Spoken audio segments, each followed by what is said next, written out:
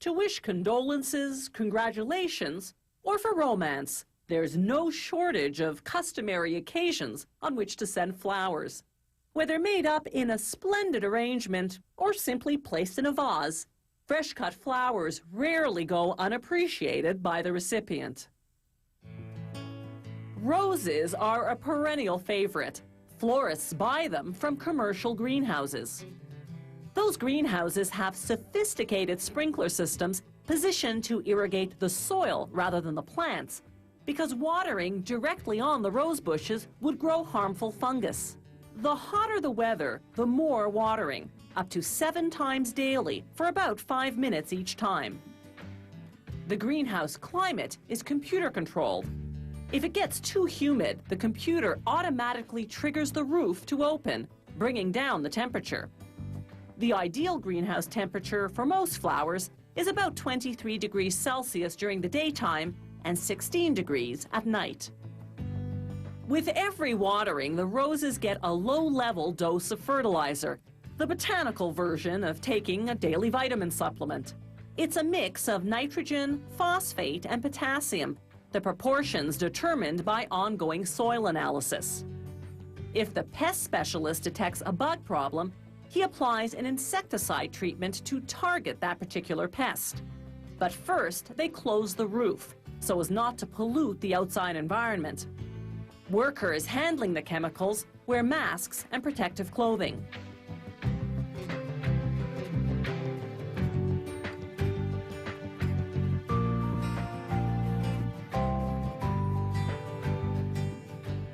The roses grow through the openings of horizontal trellises positioned one above the other. This ensures the stems grow tall and straight. Crooked roses, after all, are worthless. Cutting the roses is tricky and prickly. Workers have to wear thick gloves to protect against the thorns. They cut the stem at a 30 to 45 degree angle just above the second set of 5 leaves.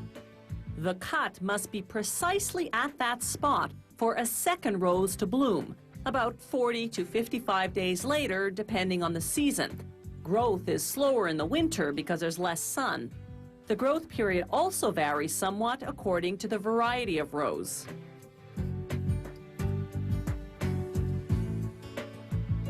The fresh-cut roses go into a bucket of lukewarm water with a few drops of bleach to kill off any harmful bacteria. Workers then check each and every rose to make sure the blooms and foliage are free of defects.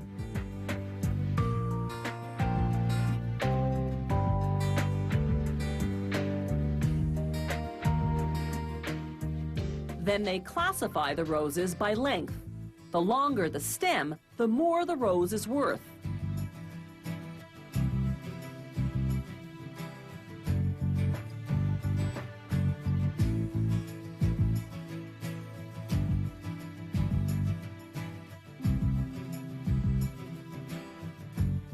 They make a bundle of each length.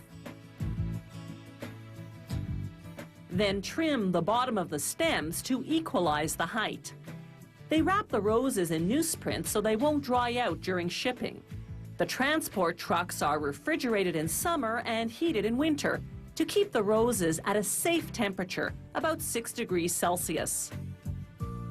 To make a bouquet of dried roses, they select open blooms for a nicer look, then hang them upside down in a room cooled by fans. They leave lots of space between bouquets so the air will better circulate. The roses take a week to dry out. Fresh-cut flowers are striking, whether part of an arrangement or in a vase.